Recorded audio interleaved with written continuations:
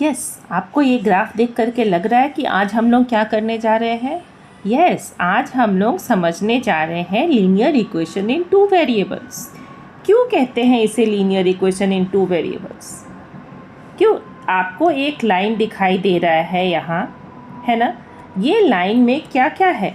यहाँ हम लोग देख रहे हैं कि अलग अलग पॉइंट है, सी, डी, ई, एफ। सबका जो कोऑर्डिनेट्स है वो अलग अलग है, वैल्यू अलग है, बट पूरे लाइन का जो इक्वेशन है वो x+2y ही है। x+2y is equal to 10।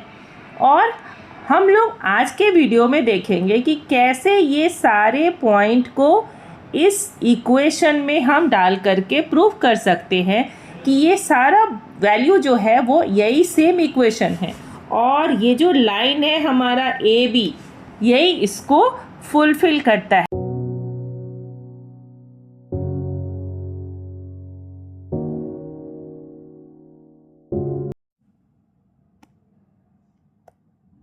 सबसे पहले तो हम देखेंगे कि ये लीनियर इक्वेशन होता क्या है और linear equation in two variables का क्या मतलब। अभी तक स्टैंडर्ड 8 में आपने पढ़ा था लीनियर इक्वेशन। लीनियर इक्वेशन मतलब क्या देखा था आपने कि x - 5 इज इक्वल टू 10 है, तो ये कहलाता है linear equation in one variable. One variable मतलब क्या कि यहाँ जो कांस्टेंट है ये तो 2 है, बट वेरिएबल ओनली 1 है ना?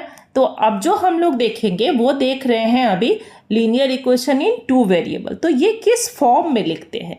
Linear equation in two variable इस तरह से फॉर्म में लिखते हैं, ax + by + c is equal to 0, है ना?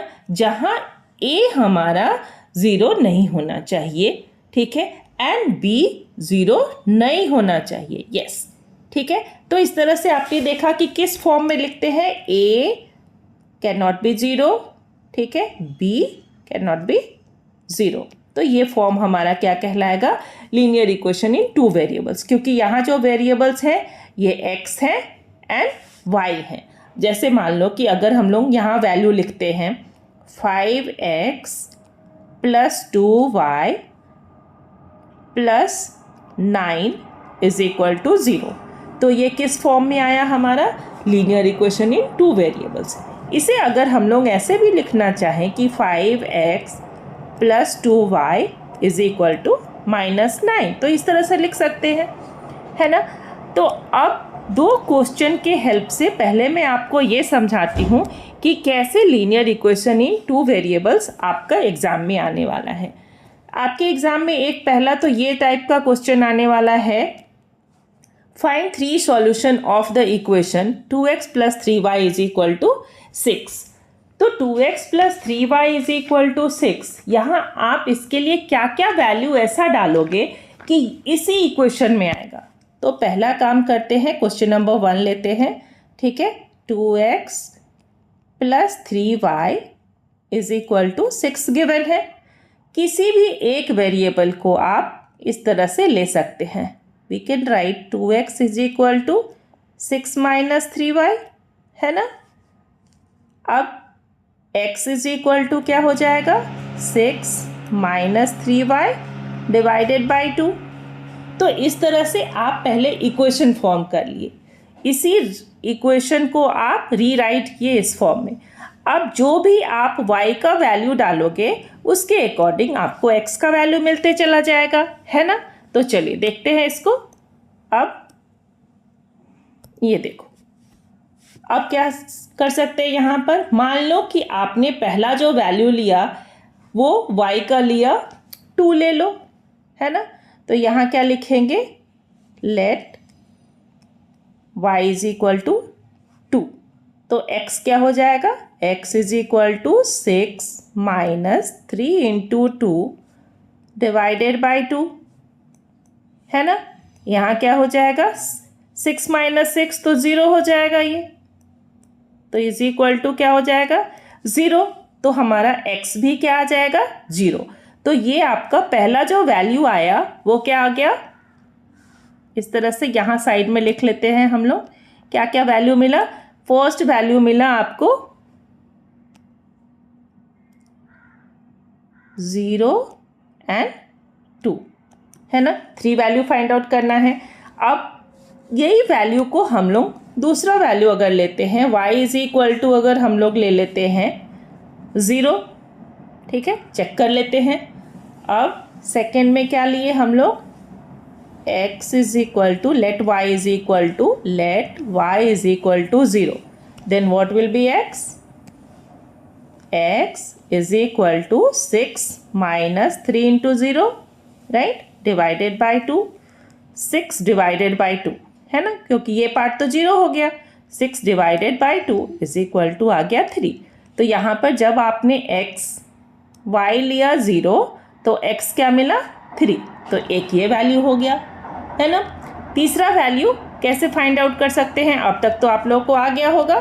चलिए y का वैल्यू एक और चेंज कर लीजिए, ठीक है। आप अपने मन से कोई भी वैल्यू रख सकते हैं, मन रख सकते हैं, इजीली जो आपका आंसर दे सके, छोटा वैल्यू रखते हैं हमेशा, ठीक है ना।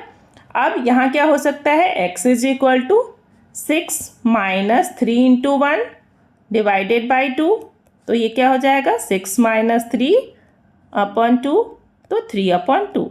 तो जब आपने y का वैल्यू लिया 1 तो x क्या आया 3 अपॉन 2, तो यही आपका आंसर हो गया। तो है ना इजी, इस तरह से आप अलग अलग वैल्यू फाइंड आउट कर सकते हैं। अब आते हैं नेक्स्ट क्वेश्चन पर। यहाँ पर इक्वेशन नंबर 2 है। क्वेश्चन नंबर 2 में क्या है, check which of the following are solution of the equation x minus 2y is equal to 4। तो x minus 2y is equal to 4 का जब आप सॉल्यूशन देखेंगे तो नंबर 1 से चेक करेंगे। यहाँ क्या हो जाएगा, पहले इक्वेशन लिख लो, x minus 2y is equal to 4। x का वैल्यू क्या है, हमेशा कोऑर्डिनेट में पहला जो वैल्यू होता है वो किसका होता है, x का होता है ना। तो 0 minus 2 into 2 is equal to 4, yes होगा नहीं, क्योंकि ये 0 है बट ये -4 हो जा रहा है ना। ये क्या हो जा रहा है हमारा, -4 is not is equal to 4, तो ये क्या होगा आपका, ये सॉल्यूशन नहीं होगा। ओके, तो यहाँ हम लोग क्रॉस कर लेते हैं, ठीक है। चलो अब आते हैं नेक्स्ट पर। नेक्स्ट में क्या गिवन है हमारा वैल्यू, √2 4√2, तो यहाँ क्या लिखेंगे हम लोग, √2 minus 2 into 4√2 is equal to 4।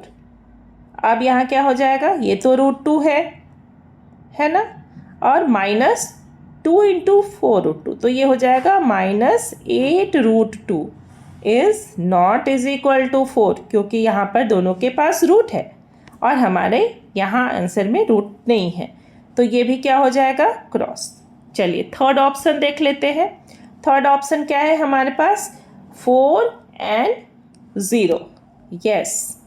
तो यहाँ क्या हो जाएगा, 4 minus 2 into 0 is equal to 4, yes, because 4 minus ये 2 इंटू 0 है, तो ये क्या हो जाएगा, 0 is equal to 4, yes, 4 is equal to 4, तो ये ऑप्शन करेक्ट होगा। तो इस तरह से है ना easy, linear equation in 2 variables आप अच्छे से आसानी से सॉल्व कर सकते हैं। इससे रिलेटेड ग्राफ भी आता है, लेकिन एनसीईआरटी के बुक से अभी ग्राफ को रिमूव कर दिया गया है, ठीक है।